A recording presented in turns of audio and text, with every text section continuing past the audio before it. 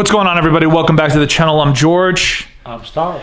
Today we're going to be talking about the RS3. We have Stav's B5 out of the garage and running as he's continuing to do logs, but we're going to get over here and give you guys some updates on the parts that are here that have arrived, what we're still waiting on, and what is the path forward, including some of the goodies that just recently came in and will be fitting in this episode in terms of this tubular manifold from HST and getting this turbo on there to see what it looks like, what fitment issues we may have, or if none exist, and what modifications will we have to do to, let's say, the turbine or the compressor inlet and a few other parts. So let's start from the beginning. You guys know we picked up the Garrett 1450, aka the MMS 1450.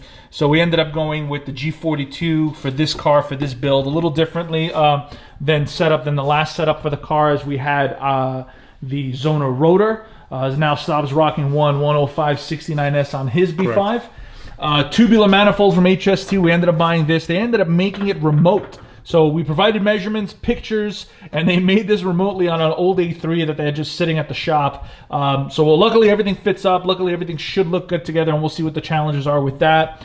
We ended up getting this beautiful billet valve cover. Really modernizes the VR6 in my opinion, and it comes with the crankcase ports on there for your catch can if you want it. And again, it's just rounder, smoother, and it gives a lot more modern edge, and especially in the RS3 where everything is obviously more modern and brand new, it updates the VR in my opinion and brings it up to 2020.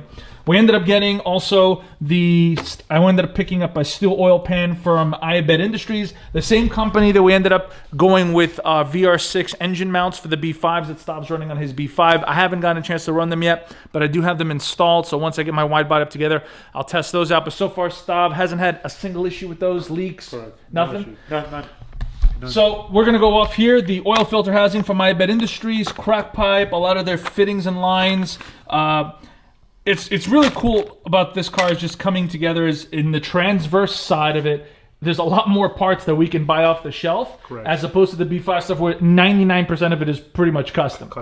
So let's go over to Schimmel Performance. They ended up buying their hardware kit for the turbo manifold, valve cover, water pump. Ended up picking up their VVT deletes. Again, not something that we're going to be sticking with all the way. We just want to experiment with. So I ended up picking it up.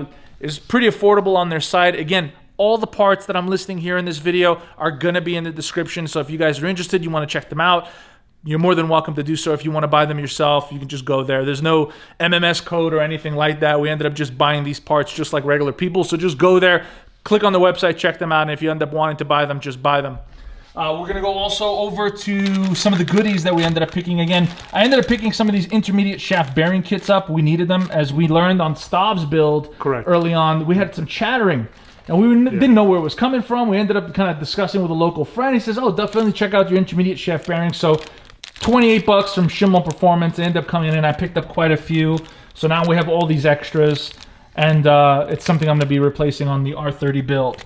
034, Stav ended up getting me a new DSG catch can kit, and then at the same time too, I ended up picking the upgrades for the pucks that go into the drivetrain stabilizer, pretty much, the dog bone. The subframe. Correct. So we're going to have to pop off that subframe, press the old ones out, and then we'll press both of these in, and it'll be a complete upgrade as opposed to what I was running before was stock.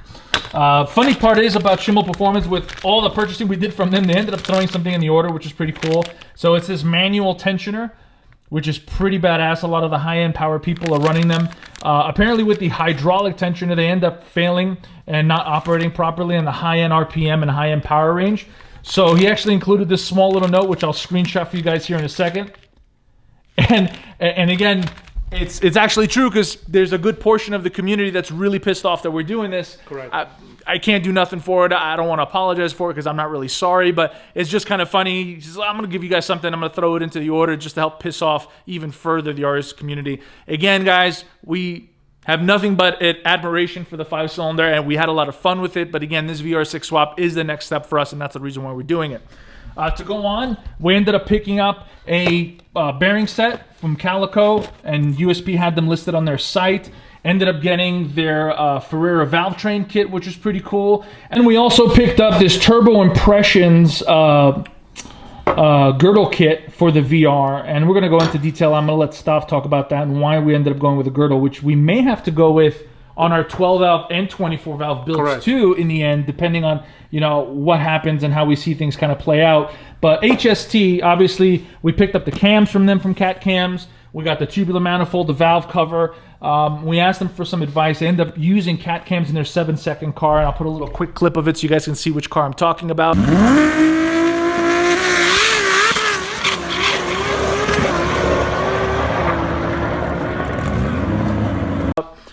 But they also recommended that they use this girdle. And Stav, why don't you tell us a little bit about why people would run girdles and why that happens and all that other jazz? Well, in the VR6 motor, there's no lateral support. It's a 2-bolt. It's a 2-bolt main. So this is going to add structure and rigidity to the motor, especially on a motor that we're trying to spin to 8,600 RPMs and try to make upwards of 1,200 horsepower. Okay, and they actually weren't that expensive. I think for two, Stav ended up getting one for his 12 valve 2. I think shipped from overseas. What was that out of pocket for us, Stav? Those kits. About $600 US. Okay, that's not bad at all. So we're going to be running this again. We'll update everyone on our progress. And then again, on top of And that, of course, these kits do come with the ARP main bolts, the oil pan bolts, and you don't have to machine for the oil pump. So it's pretty easy to fit it on. I mean, it comes with everything you need for $600, which is a good price. all right, and then we'll see which way or what happens with it once we install it, and any challenges that arise once we actually put it on the motor when we're ready. So we pretty much have everything minus a couple things. We ordered a set of DP rods and pistons and billet tool steel head studs, which still haven't arrived yet. We're still waiting on those. So as soon as those come in, we pretty much have the motor broken down here in the corner of the shop. Don't mind the 3.6 liter kind of just hanging out here. This VR we picked up for science, but we have the 3.2 already broken down, the head, and we're going to put it on a pallet. And as soon as the rods and pistons arrive, we'll put it all together so we can get it machined, balanced, checked, and then it can all be shipped back to us for assembly, and then we'll have it all together. So that's the only thing we're waiting on motor-wise. However, the RS3 still has the mock-up motor inside, so we still have plenty of opportunities to continue on building here. So we're going to bolt on the tubular manifold here in a second. We're going to throw the turbo on there, kind of see what kind of room we have to play with and what we have to modify, if we have to cut anything, whatever the case may be.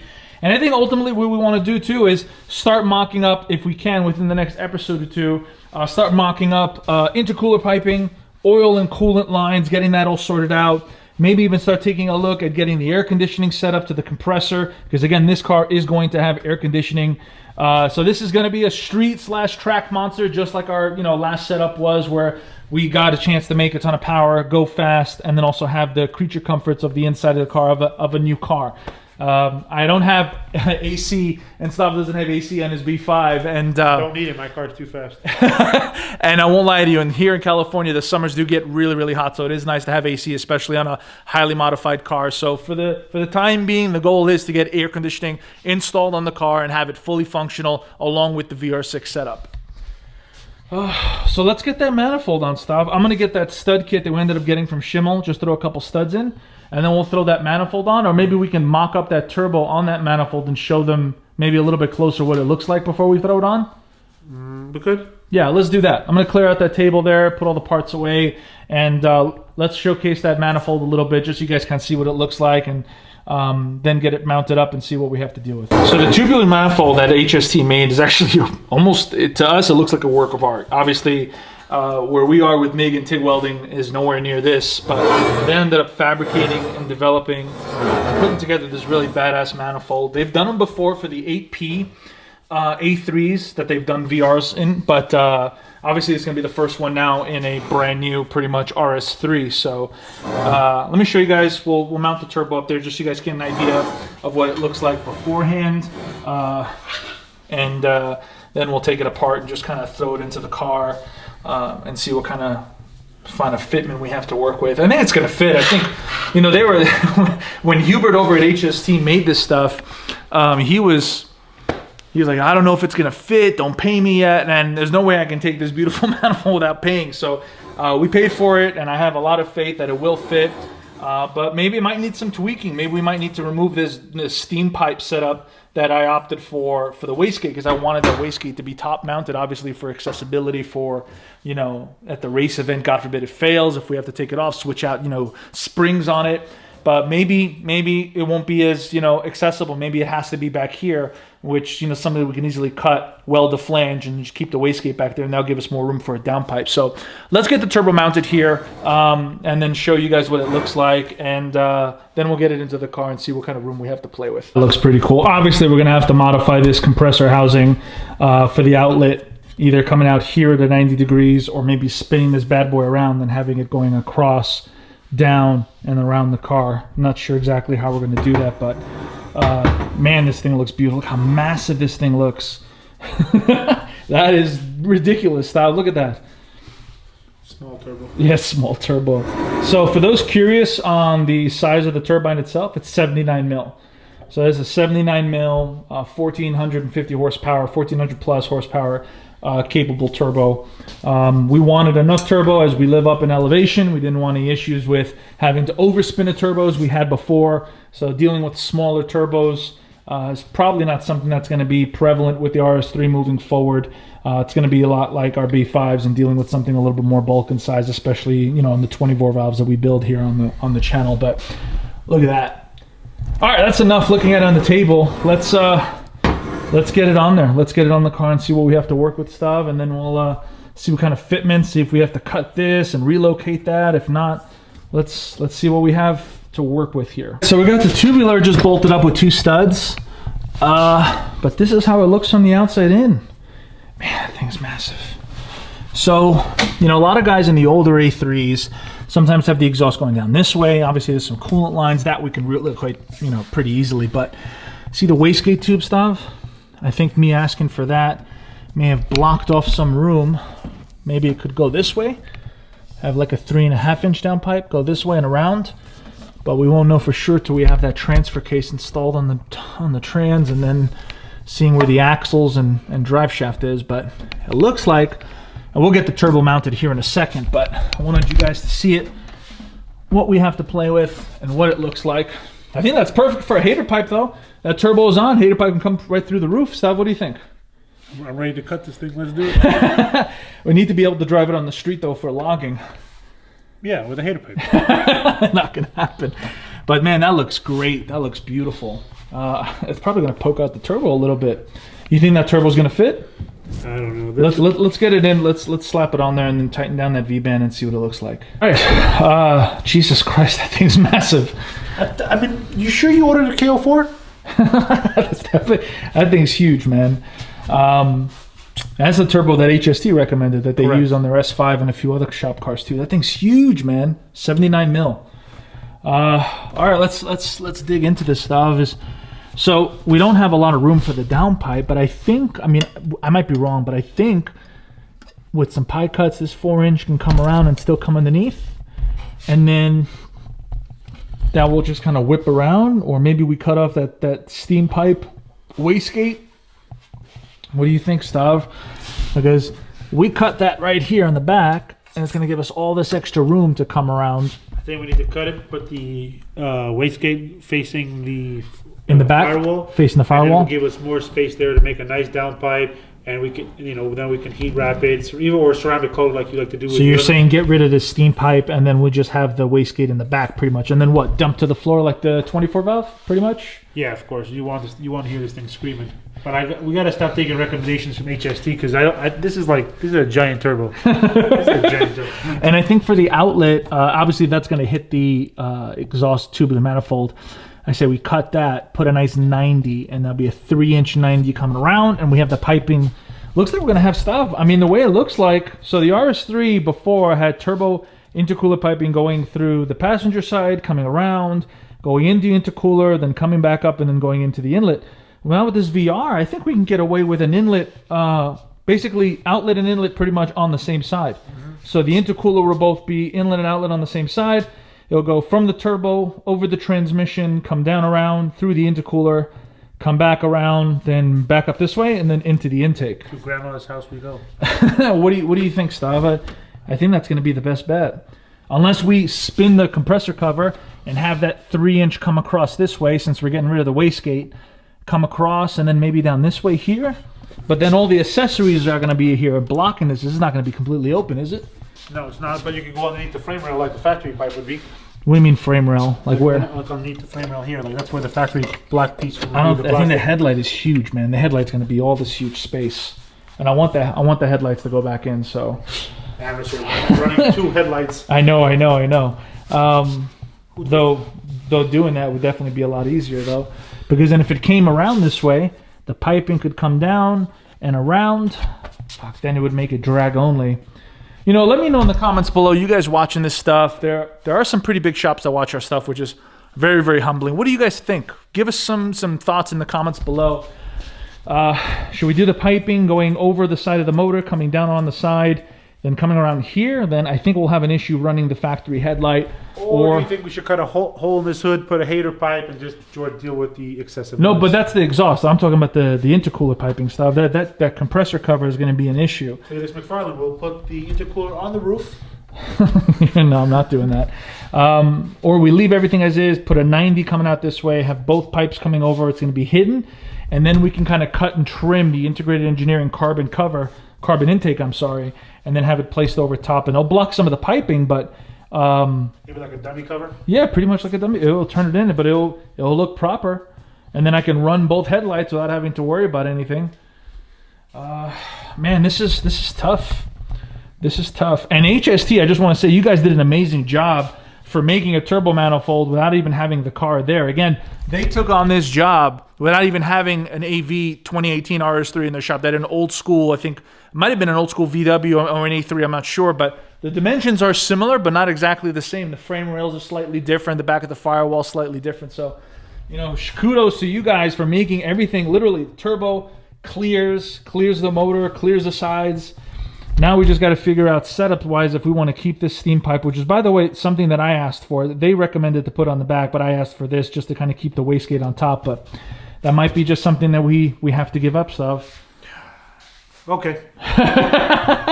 So that actually looks pretty cool. I won't lie to you guys. And as you guys see, none of the coolant lines, none of the oil lines are kind of routed. We're going to have to do that. Need another R30 motor on inside the car to spool that turbo. That also is going to send to this motor to spool that turbo. No. It's going to be one motor to rule them all. So that motor should spool that just fine. They have an R30 on their S5 in Austria running this turbo, no problem, spooling at like 45, 4400. Everything's faster in Austria, though. Yeah, it seems so. What do you guys think? Again, I want to get everyone's opinion. You guys have been watching our stuff. Obviously, we're noobs to a lot of this stuff, and taking on this kind of swap in such a newer of a car. Let us know what your eye thinks. Which way we should go. You know, should, again, intercooler piping all on one side, going into a inlet and then outlet coming back up to the motor, or should we have the compressor cover flipped or spun around and have put a 90 where it comes across the motor, comes down, and then we sacrifice the passenger headlight? I don't know, guys. I'm leaning towards keeping the passenger headlight to have, you know, again, a fully functional car that looks stock from the outside. I just don't know what I'd put there. A fake headlight. It's one thing for the 24 valve or all cars, the turbo's right behind the headlight, so it looks cool, but I'm just gonna have a pipe there. I don't know, Stav. I don't know. I mean, we could enter Street Outlaws if we don't have headlights. Yeah, I don't know, guys. So again, this is what I'm thinking about doing. So I'm thinking we modify the compressor cover right there, put a 90, have the intercooler piping come down, come around, go into the intercooler, come back out, and then into the motor here. We haven't had the throttle body installed yet, but that's pretty much where it's going to be. And then once we do that, we can start figuring out coolant lines. We can attach all the extra goodies from iBet Industries that came in for the thermostat housing, and then route turbo lines. I think we can get this all done, Stav, pretty much before all the parts come in, and then when we send the motor out, at least all the fitment stuff will be out of the way, and then we just have to swap out motors. Correct. So that's what we're going to do. This is, again, just the newest update for the RS3 VR6 swap.